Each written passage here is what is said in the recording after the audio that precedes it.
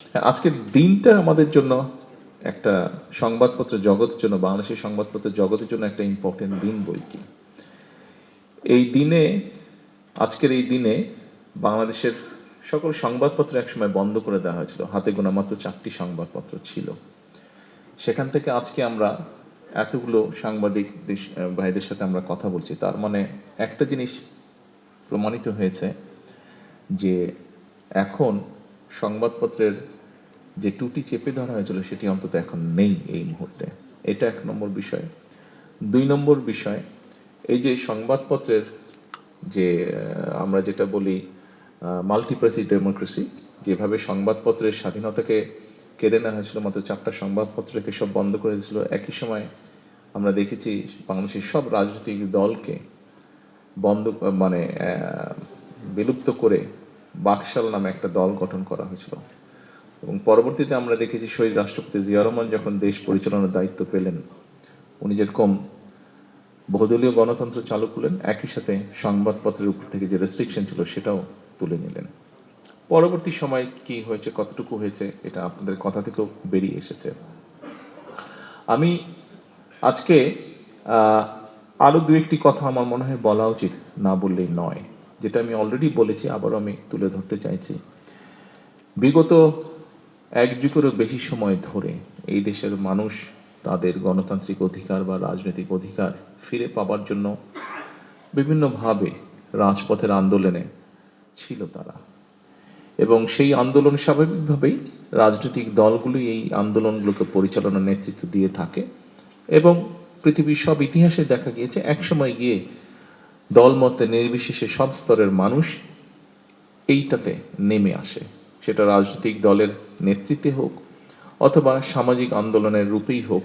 একটা সময় মানুষ নেমে এসে যখন অত্যাচারের মাত্রা খুব বেশি বেড়ে যায়। এবং 5ই আগস্ট তার আগে দিয়ে এরকমই ঘটনা ঘটেছিল এবং 5ই আগস্ট সেটা একটা পরিপূর্ণতা লাভ করেছিল। তার আগে পর্যন্ত দীর্ঘ 17 বছর যেই সময়টা মানুষ তার অধিকার আন্দোলনে নিজেকে নিয়োজিত রেখেছিল, আমরা দেখেছি বিএনপি বিটে আপনারা যারা কাজ করেছেন বহু বছর ধরে, আমার দলের নেতাকর্মী যেমন টিয়ার গ্যাসের সেলের যে টিয়ার গ্যাস সেটির যন্ত্রণায় যেরকম কাতরিয়েছে, আপনারাও কিন্তু আমাদের নেতাকর্মীর পাশাপাশি আপনারাও সেরকম যন্ত্রণায় কাতরিয়েছেন। এরকম অনেক ঘটনা ঘটেছে যে তৎকালীন আইন শৃঙ্খলা বাহিনী একটি জায়গা ঘিরে ফেলেছে যেখান থেকে আমাদের অনেক নেতৃত্বকে বা আমাদের কোনো প্রচণ্ড অ্যাক্টিভ কোনো কর্মীকে তুলে নিয়ে যাবে। বিএনপি পিঠের সাংবাদিকদের কারণে এরকম অনেক নেতৃত্ব বা অনেক অ্যাক্টিভ কর্মী সেদিন রক্ষা পেয়েছিল, সে অ্যারেস্ট হওয়া থেকে রক্ষা পেয়েছিল, আপনারা সহযোগিতা করছেন। আগে সুযোগ হয়নি, এত বছর সুযোগ হয়নি, আজকে আপনাদের সাথে সামনাসামনি কথা বলার বা বসার সুযোগ হয়েছে এই অনুষ্ঠানে। আমি আমার দলের নেতাকর্মীদেরকে তাদের বিপদের সময় এই সহযোগিতা করার জন্য এবং তাদের অত্যাচার নির্যাতনের কাহিনী শত বাধা বিপত্তির মধ্যেও যতটুকু সম্ভব হয়েছে তুলে ধরার জন্য এবং একই সাথে তাদের পাশাপাশি থেকে সেই একই কষ্ট আপনারাও ভোগ করেছেন, সেই কষ্ট আপনারা ভোগ করেছেন, এই সকল কিছু মিলিয়ে আমার অবস্থান থেকে আমি আন্তরিকভাবে আমার দলের পক্ষ থেকে আপনাদের ধন্যবাদ জানাতে চাই। প্রিয় সাংবাদিক ভাইরা, আপনারা যেরকম কথা প্রসঙ্গে কেউ কেউ বললেন যে আপনাদের এই বিষয়টি প্রয়োজন বা ওই বিষয়টি প্রয়োজন বা এটা করা উচিত ওটা করা উচিত, একইভাবে আপনাদের বিষয়গুলো অবশ্যই আমাদের অবস্থান থেকে যতটুকু সম্ভব নিশ্চয়ই আমরা সেটা অ্যাড্রেস করব। বাট এখানে একটি কথা আছে, আমি তখন বলেছিলাম যে আসুন আমাদের নিজের চিন্তা কিছুটা আমরা পরিবর্তন করার চেষ্টা করি। হ্যাঁ, আমার সাথে হয়েছে, আপনি এখন প্রতিশোধ নিলেই কি আপনার সেটা আপনি ফেরত পাবেন বা একদম আগের মতন হয়ে যাবে? হবে না। তাহলে আমরা আমাদের সেই মাইন্ডসেট থেকে বেরিয়ে এসে ঠিক আছে আমরা কি করতে পারি, দেশের জন্য, সমাজের জন্য, মানুষের জন্য কি করতে পারি, পারি বা পারি না পারি সেটা হচ্ছে পরের ব্যাপার, অন্তত চেষ্টা তো করতে পারি, আমরা সাকসেসফুল হওয়া পরের ব্যাপার। অন্তত এই মাইন্ডসেট নিয়ে আমরা কেন সামনের দিনে এগোই না? আমরা যখন খাচ্ছিলাম, আমি আপনাদেরই কয়েকজন সহকর্মীর সাথে আমার টেবিলে বসে আমি খাচ্ছিলাম এবং তখন আমি আমার কতগুলো কথা আমি তুলে ধরছিলাম। আমরা একটি ব্যাপারে সবাই কনসার্ন। আপনারাও আপনাদের পত্রিকায় প্রায় এরকম নিউজগুলো আসে, দেখি। যেমন ধরেন আমাদের ইয়াং জেনারেশনের মধ্যে একটা প্রবলেম দেখা দিয়েছে, হয়তো বিশ্বব্যাপী কম বেশি আছে, আমাদের এখানেও খুব আছে, সেটা হচ্ছে ড্রাগের প্রবলেম। এখন আপনি কতজনকে ধরবেন, কতজনকে চিকিৎসা দেবেন, কতজনকে আপনি কাউন্সিল করবেন, সব কিছুর তো একটা রিসোর্সের লিমিট আছে, ক্যাপাবিলিটি আছে, ক্যাপাসিটি আছে। তাহলে বিষয়টিকে আর অন্য কিভাবে অ্যাড্রেস করা যায়?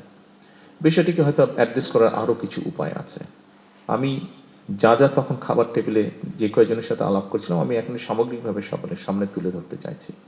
আমি আমার চিন্তাটা আপনাদের সামনে তুলে ধরছি।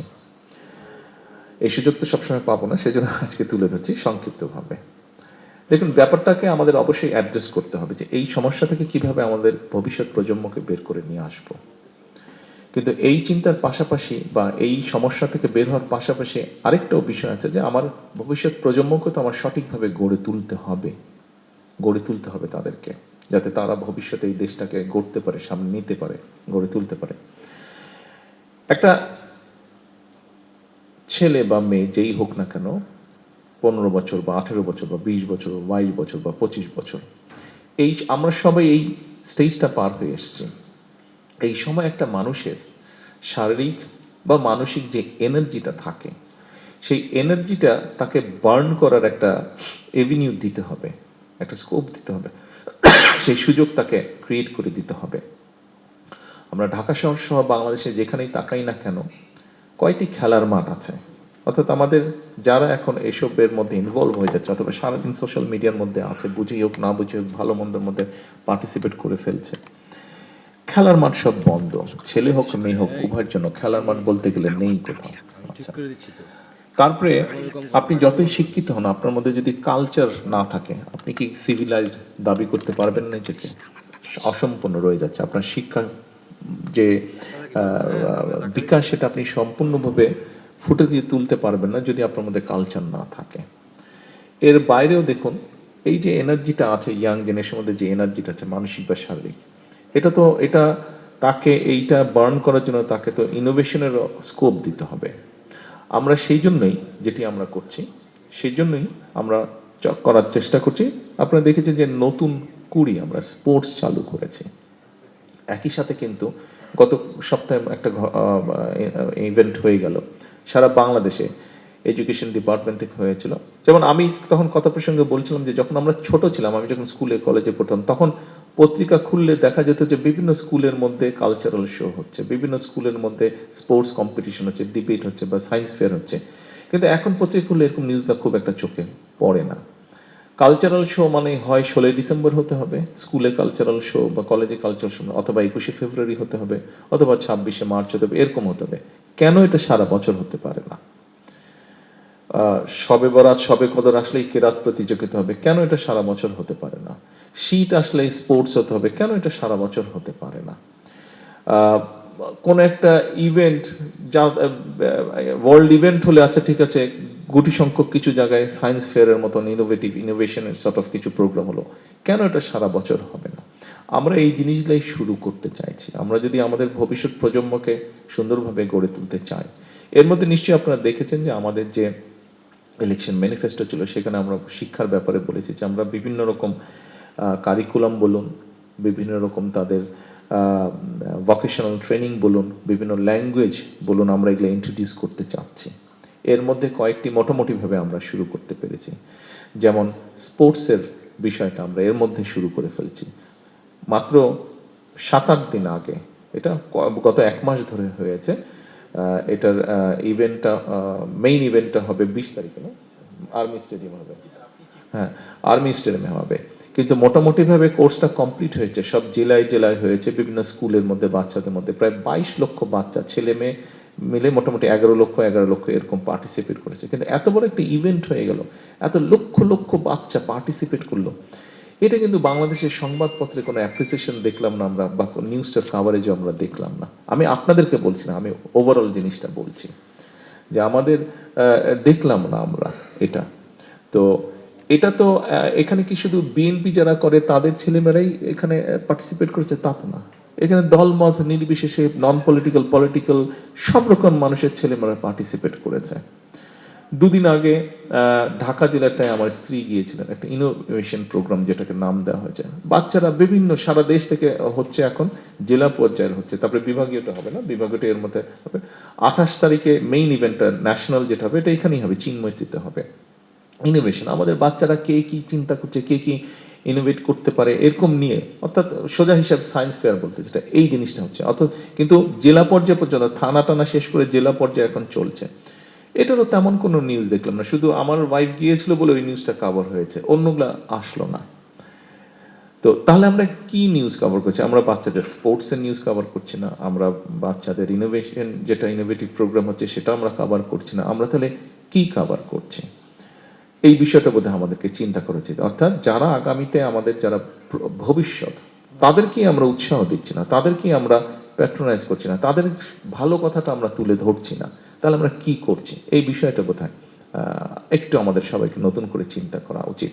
হ্যাঁ, আমরা তো রাস্তাঘাট বানাবো, অন্য অন্য কাজও করবো আমরা, কিন্তু এই বিষয়গুলো, যেমন এখানে আমাদের তথ্যমন্ত্রী আছেন, সরকার গঠন করার কয়েকদিন পরেই আমি ওনাকে ডেকেছি। আমি ওনাকে ডেকে বললাম, দেখুন, 17 বছর পরে দেশে আসার পরে একটি জিনিস খুব, এবং এটা আমি আজকে লাঞ্চের টেবিলেও আমি আলাপ করলাম, আসার পরে আমার কাছে, এতদিন তো বাইরে থেকে সোশ্যাল মিডিয়া দেখে আমার কাছে মনে হচ্ছিল, বাট আসার পরে জিনিসটা আমার কাছে মনে হচ্ছে, আমার কাছে, দেখুন, আমরা সকলে যখন ছোট ছিলাম, আমাদের বয়স যখন 15-16 বছর ছিল, 18 বছর ছিল, আমাদের বিহেভিয়ারটা বোধহয় একটু অন্যরকম ছিল। এখন যারা নিউ জেনারেশন, আমরা বোধহয় আরো একটু ডিসেন্ট বা সোবার বা এরকম কিছু ছিলাম, আরো সফট ছিলাম বোধহয় আমরা।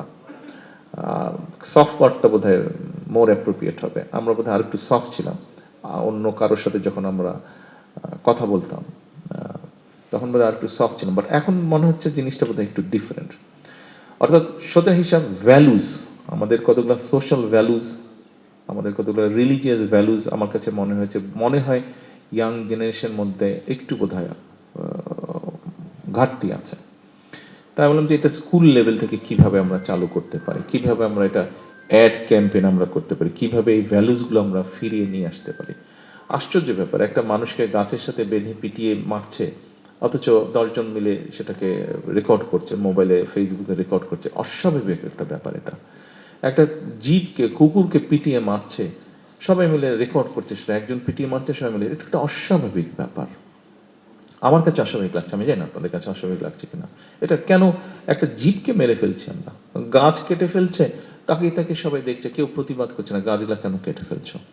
সো এই জায়গাগুলো তো বোধহয় আমাদের অ্যাড্রেস করতে হবে। আমরা বলি আমরা সুন্দর ভবিষ্যৎ চাইছি, আমরা বলি আমাদের ভবিষ্যৎ প্রজন্মদেরকে ভালো করে মানুষ করে গড়ে তুলতে হবে। আমরা শুধু এন্ড অফ দ্য ইয়ার আমরা একটা সার্টিফিকেট দিয়ে দিলেই কি সে মানুষ হয়ে গেল? পরীক্ষায় পাশ করলো, নাম্বার পেলো, ঠিক আছে, মানুষ হয়ে গেল সে? আমাদের তো তাদেরকে অন্য জিনিসও দিতে হবে। আমি আপনাদের কাছে যেটা চাইছি, আমি আপনাদের, হ্যাঁ, আমাদের ব্রিজ হবে, কালাভার্ট হবে, স্কুল হবে, কলেজ হবে, সব কিছু হবে, সেগুলো তো হবে। সেগুলো যখন আমি যাব, মন্ত্রী সাহেবরা যাবে, ওপেনিং হবে, নিউজ আসবে, টিভিতে আসবে, কিন্তু এর বাইরে যেই বিষয়গুলো আছে, এর বাইরে যেই কাজগুলো করতে চাইছি, আমরা ফ্যামিলি কার্ড দিতে চাইছি। সবাই বলছে এটা তো বাজিমাত প্রোগ্রাম। হ্যাঁ, বাজিমাত প্রোগ্রাম, ঠিক আছে, আপনি রাজনৈতিক দৃষ্টিকোণ থেকে সেটাকে বাজিমাত ধরতে পারেন, বাট আপনি একটা জিনিস চিন্তা করে দেখুন, আমরা একটা রিসার্চ করে পেয়েছি। এই যে মাহাদি আমিন বসেছে, মাহাদি আমিন আর আমি এই ফ্যামিলি কার্ড নিয়ে 2012 সাল থেকে, 11 সাল থেকে কাজ করছি, কিন্তু এই ফ্যামিলি কার্ড আমরা রিসার্চ করেছি এটার উপরে। রিসার্চ করে দেখা গিয়েছে যে আপনি যদি ফ্যামিলি কার্ডে আমরা যেই টাকাটা দিচ্ছি, এটা যদি আপনি একজন পুরুষ মানুষের হাতে দেন, ও কিন্তু যেই মাসে ও টাকাটা পাবে, 1 সপ্তাহের মধ্যে টাকাটা খরচ হয়ে যাবে। ওই যে বিকালবেলায় আড্ডায় বসবে মোড়ের দোকানে, চা বিস্কুট খাবে, এই চা দাও ওকে 5টা, এই ওকে কেক দাও, ওটা নাই, 2,500 টাকা নেই। বাট রিসার্চ যেটা বলে, আপনি যদি এটা কোনো একজন মহিলা গৃহিণীর হাতে দেন, সে কিন্তু খুব হিসাব করে খরচ করবে। প্রথমেই সে তার ফ্যামিলির জন্য যেটা ইম্পর্টেন্ট জিনিস, ওষুধ, ছেলেমেয়ের বই খাতা হোক, বা শিক্ষার ব্যবস্থা হোক, বা একটু বেটার ফুড হোক, এই জিনিসগুলো সে চিন্তা করবে। তারপরে যখন আস্তে আস্তে যে কোনো মানুষের, আপনি নিজেকে দিয়ে চিন্তা করে দেখেন, আপনি যখন প্রথম বেতন পেয়েছেন, আপনার মনে হচ্ছে এটা কিনবো, সেটা কিনবো, ওটা কিনবো, বাট একসময় কিন্তু আপনার ডিমান্ডটা কমে আসে, কিন্তু তখন কিন্তু আস্তে আস্তে আপনি সেভিং করেন। ঠিক একইভাবে এখানেও কিন্তু মহিলা কিন্তু এক পর্যায়ে কিন্তু সেভিং করবে, যতই খরচ হোক ওখান থেকে সেভিং করবে। এবং সেভিংটা সে কি করবে? ডেফিনেটলি আপনি ফ্যামিলি কার্ডের মাধ্যমে যাদেরকে আপনি সহযোগিতা করছেন, বেনিফিটটা দিচ্ছেন, এরা নিশ্চয়ই সিঙ্গাপুর, দুবাইতে টাকা পাচার করবে না। ও সেভিংটা করবে এবং সেভিংটা করার ফলে ও আস্তে আস্তে যখন একটা সেভিং হবে ও কিন্তু তখন ওর ছোট্ট নিজের একটা বিজনেস হয়তো চালু করবে, ঠিক আছে, 10টা মুরগি 5টা ছাগল এরকম পালবে। এবং ওই টাকা দিয়ে ও কোথায় খরচ করবে, ওই টাকাটা ও খরচ করবে ওর বাচ্চার জন্য একটা নতুন ড্রেস কিনবে, অথবা অর্নামেন্টের গয়না কিনবে, অথবা চিপস কিনবে। আপনি দেখুন ড্রেসটা যে সে কিনছে, সে কি কোনো ব্র্যান্ডেড ড্রেস কিনছে না, ও কাপড় সেটাই কিনছে যেটা local factory, local garment industry তৈরি করছে। ও চিপস কি কোনো মার্কস স্পেন্সারের চিপস কিনছে না, ও লোকাল প্রাণ কোম্পানি অর্থাৎ দেশীয় কোম্পানির চিপস কে ও কিনছে। ও অর্নামেন্টাল যেটা কিনবে, ও কি কোনো ব্র্যান্ডেড অর্নামেন্টাল কিনবে তা না, ও দেশীয় ছোট ছোট জুয়েলারি ফ্যাক্টরি যারা আছে অর্নামেন্ট বানায়, যারা আর্টিফিশিয়াল অর্নামেন্ট বানায়, এই সেটা কিনবে সে। অর্থাৎ এই টাকাটা কিন্তু লোকাল ইন্ডাস্ট্রিতে যাচ্ছে। অর্থাৎ আপনি চিন্তা করে দেখুন, একটা গ্রামে যদি আপনি 300, একটা গ্রামে যদি 300 মহিলাকে আপনি 2,500 টাকা মাসে দেন, তাহলে 300 ইন্টু 2,500 কত হচ্ছে? 7,50,000 টাকা। এখন 7,50,000 টাকা যখন এক মাসে যাচ্ছে একটা গ্রামে, ওখানে যেই স্টোরটা আছে, it can B A grocery shop, মুদির দোকান ধরে, সেই মুদির দোকানে যখন মাসের প্রথম সপ্তাহে 300 জনের মধ্যে যদি এখন মোটামুটিভাবে এক একজন মানুষ এবারে যদি প্রতিদিন সে 50 থেকে 100 টাকা স্পেন্ড করে, তখন কিন্তু ওই স্পেন্ডিংটা তার বেড়ে যাবে।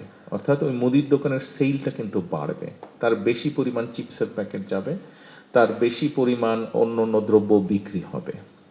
এখন হয়তো সে নিজেই দোকানটা চালায়, কিন্তু যখন 300 জন মানুষ এসে প্রতি মাসে 1,000 টাকা এক্সট্রা স্পেন্ড করবে ওখানে, তখন কিন্তু ওই মুদির দোকানদারের একটা কর্মচারী রাখতে হবে অথবা 2টা কর্মচারী রাখতে হবে। তার মানে কি দাঁড়াচ্ছে, ও কিন্তু দুজনের কর্মসংস্থান হলো। এইভাবে আমাদেরকে জিনিসটা চিন্তা করতে হবে, আমরা জিনিসটাকে এভাবে চিন্তা করি। আরো ডিটেল ব্যাপার আছে, আমি ওটাতে গেলাম না অত। এভাবে ঠিক একইভাবে ফার্মার্স কার্ডের ক্ষেত্রেও কিন্তু জিনিসটা এরকমই হচ্ছে। অর্থাৎ যেটা আমরা চাইছি, যেটা আমরা চাইছি যে গ্রামীণ যে মানুষ আছে, আমাদের প্রায় 75% মানুষ গ্রামে বসবাস করে, এই যে রুরাল মানুষ যারা আছে, এরা ইকোনমিকভাবে যাতে এম্পাওয়ার্ড হয়, কিছুটা এদের মেরুদণ্ড, অর্থনৈতিক মেরুদণ্ড যাতে স্ট্রেংথেন হয়। বিকজ এখানে আমার জন্য এটা করা ইজি অ্যাজ এ গভর্নমেন্ট হিসেবে, এবং করাটা মোর সেফ। ওই যে বললাম প্রথমে যে এই টাকাটা কিন্তু পাচার হচ্ছে না, এই টাকাটা ভেরি মাচ আমার ইকোনমির মধ্যে রয়ে যাচ্ছে, এবং ইনডাইরেক্টলি আমার দেশীয় যে ইন্ডাস্ট্রিগুলো আছে সেগুলোকে যাতে আমরা সাপোর্ট দিতে পারি, আমরা ইনসেন্টিভ দিতে পারি। আমরা ঠিক আছে আলাদা ফান্ড ক্রিয়েট করে, যেটা অলরেডি করা হয়েছে, 60,000 কোটি টাকার একটা ফান্ড করা হয়েছে বাংলাদেশ ব্যাংক থেকে বিভিন্ন ইন্ডাস্ট্রিকে সাপোর্ট, সেটা করা যেতে পারে। কিন্তু তারপরেও আপনার পারচেজিং পাওয়ার যদি মানুষের না বাড়ে, তাহলে তো আপনি ইন্ডাস্ট্রি করেন যেটাই করেন তাহলে তো চলছে না কোনো কিছু। তো মানুষের পারচেজিং পাওয়ার আমার বাড়াতে হবে, এবং এভাবেই আমরা সেটা ইকোনমিক্যাল গ্রোথ করতে চাচ্ছি। তো এখন ফ্যামিলি কার্ড আমরা প্রথমে ঠিক করেছিলাম যে কোন ধরনের মানুষ পাবে, পরে আমরা চিন্তা করে দেখলাম যে না, আমরা যদি শুধু সিলেক্ট করে দিই যে কোন ক্যাটাগরির মানুষ পাবে, তাহলে এখানে একটা কারাপশনের পসিবিলিটি রয়ে যায়, যেটা আমাদের দেশে হয়, এটা কনসেপ্ট। সেই জন্য আমরা তখন ঠিক করলাম যে এটা আমরা ইউনিভার্সাল করে দেবো। একজন কৃষকের স্ত্রী, একজন মুদির দোকানের স্ত্রী, একজন স্কুল মাস্টারের স্ত্রী, একজন মসজিদের মক্তবের একজন শিক্ষক, তার স্ত্রী যেমন পাবে, আমার স্ত্রী পাবে, আপনাদের সকলের স্ত্রী পাবে। বাট 2,500 টাকা না হলেও আমাদের মোটামুটি অনেকের আমাদের প্রয়োজন নেই আমাদের স্ত্রীদের 2,500 টাকা, আমরা এটা ডিক্লাইন করবো, আমরা এটা নিব না, আমরা স্টেটকে টাকাটা ফেরত দিয়ে দেবো। বাংলাদেশে প্লাস মাইনাস 4 কোটির মতন ফ্যামিলি আছে, আমরা 4 কোটি ফ্যামিলির যে ওয়াইফরা আছেন, 4 কোটিকেই আমরা ইনশাল্লাহ দেওয়ার চেষ্টা করব। বাট আমাদের হিসাব বলে 1.5 কোটির মতন ফ্যামিলির প্রয়োজন হবে না এটা, অর্থাৎ 1.5 কোটির রিসোর্স কিন্তু স্টেটের কাছে ফেরত আসছে। সো জিনিসটাকে আমরা বেটার ভাবে আরো ইউটিলাইজ করতে পারবো। আপনারা এর মধ্যে কিছু কিছু জায়গায় নিউজ করেছেন যে হ্যাঁ ফ্যামিলি কার্ড ঠিক মতন দেওয়া হচ্ছে না, যার প্রাপ্য না সেও পাচ্ছে, ব্যাপারটা কিন্তু এরকম না।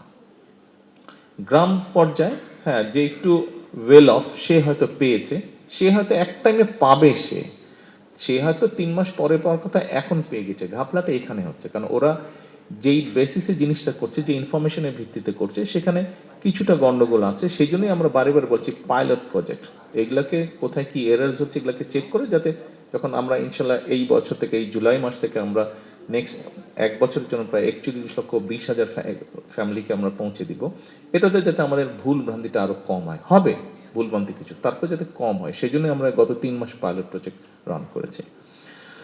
আপনাদের সামনে এরকম বললে অনেক লম্বা হয়ে যাবে কথাগুলো। তো যেই মূল কথাটা বলতে চাইছি,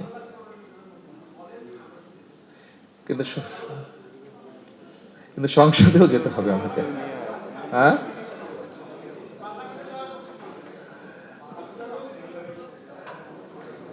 ট্রু। আচ্ছা, আপনারা যদি এই বাজেটটা খেয়াল করে দেখেন, দেখুন এই বাজেটের মধ্যে আপনারা নিশ্চয়ই খেয়াল করেছেন যে অনেকগুলো প্রোডাক্ট, অনেকে বলেছে এই ইন্ডাস্ট্রির উপরে ট্যাক্স বাড়িয়ে দিয়েছে, ওই ইন্ডাস্ট্রির উপরে প্রোডাক্টের উপরে ট্যাক্স বাড়িয়ে দিয়েছে। আমরা কার্টেল করেছি অনেক, বাট কিছু কিছু প্রোডাক্টের ট্যাক্স বেড়েছে। আপনি খুব মাইনরলি প্রত্যেকটা আইটেমের গো থ্রু করে দেখবেন আমরা সেগুলোর উপরে ট্যাক্স বাড়িয়েছি যেইটা সিমিলার প্রোডাক্ট দেশে প্রডিউস হচ্ছে। দেশে যেই প্রোডাক্টের মিলটা আছে ওইটাকে প্রোটেক্ট করার জন্য ইম্পোর্টটার উপরে আমরা ট্যাক্স বাড়িয়ে দিয়েছি। এটাই আমরা করেছি। তো এরকম অনেকগুলো কাজ আমরা করছি। তা আমরা যে 6 লক্ষের মতন গাছ কেটে ফেলা হয়েছে। আপনি জাস্ট চিন্তা করেন 6 লক্ষ গাছ ছিল না, এবং এর মধ্যে অনেক মাদার ট্রি যেগুলার বয়স 50, 60, 70 বছর হয়ে গেছে বা আরো বেশি হতে পারে, এরকম হাজার হাজার গাছ কেটে ফেলা হয়েছে। একটা বিষয় আমি যেহেতু আপনাদের সাথে কথা বলছি, একটা জিনিস আমি খুব মিস করি। এত বছর যে লন্ডনে ছিলাম, একটা জিনিস খুব মিস করি। আমি যেই পাড়াটায় ছিলাম সেই পাড়াটাতে কক্সবাজার যাওয়ার পথে যেরকম বড় বড় গর্জন গাছ দেখেন না, ওই পাড়াটাতে এরকম অনেক বড় বড় গাছ। আপনাদের বোধহয় অনেকের সাথে পরিচয় আছে। মাসুদ নামে একটা ছেলে আম্মার সাথে থাকতো। মাসুদ বোধহয় অনেকে আপনারা চেনেন। তো একদিন আম্মা কথা বলবেন আমার সাথে, তো মাসুদ ফোন দিয়েছে। আমি তখন কে জানি এসেছিল আমার বাসার কাছে, আমরা যে পাড়া থাকতাম ওখানেই একটা হোটেল ছিল, আমি ওখানে বসতাম ঢাকা থেকে যদি কেউ দেখা করতে যেত। তো আমি হেঁটে আসছি, ও যখন কল দিল ভিডিও কল, তো আমি ধরলাম। তো আমি বললাম যে ঠিক আছে 10 মিনিট পরে করো, আমার আর 10 মিনিট লাগবে হেঁটে যেতে। আমি নর্মালি ওখান থেকে হেঁটে যাওয়া আসা করতাম, হেঁটে গেলে 15 মিনিট, আসতে আবার 15 মিনিট, হাফ এন আওয়ার হাঁটা হতো। তো ও দেখে হঠাৎ আমাকে বলে, স্যার আপনারা কি গ্রামে থাকেন নাকি? আমরা কেন? বলে এই যে এত গাছপালা। ও বলছে শহরের মধ্যে থেকে দালান কোঠা হবে, লন্ডন মানে দালান কোঠা, সুন্দর সুন্দর বিল্ডিং। আমি বলছি না, এটা শহর থেকে একটু দূরে, বাট ভেরি মাচ টাউন এটা। তো এখন আমি খুব মিস করি ওই গাছগুলো, বিশাল বিশাল সব গাছ, খুব ভালো লাগতো আমার। আর সামারে, এখন তো সামার আসছে, তো বিভিন্ন আমাদের দেশে কোকিলের মতন একটা পাখি ছিল। তো একটা ডাক দিলে আরেকটা ডাক দিত, বিকালের দিকে আরেকটা ডাক দিত। মাঝে মাঝে আমি ওদের ওই গান শোনার জন্যই হাঁটতাম, যেদিন কাজ থাকতো না, গান শোনার জন্য আমি হাঁটতাম। একটা ডাকে আরেকটা ডাকে আরেকটা ডাকে, মানে ইকোর মতন হচ্ছে পাখিগুলোর ডাক, খুব সুন্দর লাগতো। খুব মিস করি আমি। তা আমি যখন ওটা দেখলাম, ওর কাছ থেকে শুনলাম, মোস্তফার কাছ থেকে, আসলে আমার কাছে খুব খারাপ লেগেছে। আরেকদিন আমি দেখলাম একটা নিউজ যে আপনার মেরিন ড্রাইভ, ওটার মধ্যে এক্সটেনশন হবে কক্সবাজারে, 3,000 গাছ কাটা করবে। তা আমি তখন আমাদের যে রোড কমিশন মিনিস্টার রবি, ওনাকে বললাম যে আপনি একটু যান, গিয়ে সাবজেক্টটা দেখেন, 3,000 গাছ কেটে ফেলবে কেন? আর কোনো উপায় নেই, এত বড় বড় ইঞ্জিনিয়ার, নিশ্চয়ই একটা উপায় বের করা যাবে। তো পরে গিয়ে বোধহয় অ্যালাইনমেন্টটা একটু বোধহয় 3 ফিট না কত ফিট সরিয়েছে, 3,000 গাছ বেঁচে গেছে। উদ্দেশ্য আপনাদের কাছে যেটা, আমার অ্যাপিলটা আপনাদের কাছে যেটা, আমরা কিন্তু সবাই পারি এরকম করতে। আপনারা আমাকে সাহায্য করতে পারেন এই কাজগুলো করতে, আমি আছি আপনাদের। কতটুকু পারবো বলতে পারবো না। যেই সাংবাদিকটা মোস্তফা যেমন ওটা করেছে, আমি ওকে বললাম যে ঠিক আছে, ওখানে গাছ কেটেছে, আমি ওখান থেকে আমাদের অফিসিয়াল যে বৃক্ষরোপণ অভিযান, আমি ওখান থেকেই শুরু করব। তো সেই জন্যই আমি দুলহাজারে গিয়েছিলাম, যে আমি ওখান থেকেই শুরু করবো। ওই জায়গায় আমার জিতটা হয়েছে, যে গাছগুলা কেটেছে, গাছগুলো আবার ইনশাল্লাহ লাগাবো আমরা। তো অর্থাৎ হচ্ছে যে আপনারা আমাকে এরকম অনেক সাহায্য করতে পারেন এই বিষয়গুলো, এরকম বিষয়গুলো। শুধু সরকার একা পারবে না, আপনারা যদি, সেই জন্যই আমি তখন কলল ভাই যেটা বললেন যে শত্রুতা আছে, নাহলে আমি তো ভবিষ্যৎ জানি না। তবে ব্যাপারটা হচ্ছে আপনার সহযোগিতা তো আমার লাগবে। আপনার সহযোগিতা না পেলে তো আমি বুঝতে পারবো না জিনিসটা। সহযোগিতা পেলেই অন্তত বুঝতে পারবো যে কাজটা ভালো হচ্ছে না খারাপ হচ্ছে, অথবা ভালো কাজের পথটা আপনাকেও দেখাতে হবে, আমি দেখবো আমার মতন করে, আপনি আপনাকেও দেখাতে হবে। অর্থাৎ আমাদের প্রত্যেককে এগিয়ে আসতে হবে। এই সহযোগিতাটা আমি আপনাদের কাছে চাইছি। আপনাদের কাছে আজকের এই অনুষ্ঠানে আমার যে অ্যাপিলটা, অর্থাৎ আমাকে যদি আপনারা হেল্প করেন, আমার জন্য কাজটা করতে অনেকটা ইজি হবে। আমাদেরকে আমাদের পরিবেশটা বাঁচাতে হবে, আমাদেরকে আমাদের ভবিষ্যৎ প্রজন্মকে বাঁচাতে হবে, আমাদের সন্তানদেরকে, আমাদেরকে যেভাবে হোক তাদেরকে আমাদের রাইট ট্র্যাকে রাখতে হবে। সেটা শিক্ষার মাধ্যমে হোক, সেটা কালচারের মাধ্যমে হোক, সেটা স্পোর্টসের মাধ্যমে হোক, সেটা মানবিক, সামাজিক, ধর্মীয় মূল্যবোধগুলো তাদের মাঝে দেওয়ার মাধ্যমে হোক। আজকে এই পর্যন্ত রাখি, আপনাদের কাছে এতটুকু অ্যাপিল জানিয়ে আজকে শেষ করছি। ইনশাল্লাহ আবার দেখা হবে, কথা হবে। আসসালামু আলাইকুম।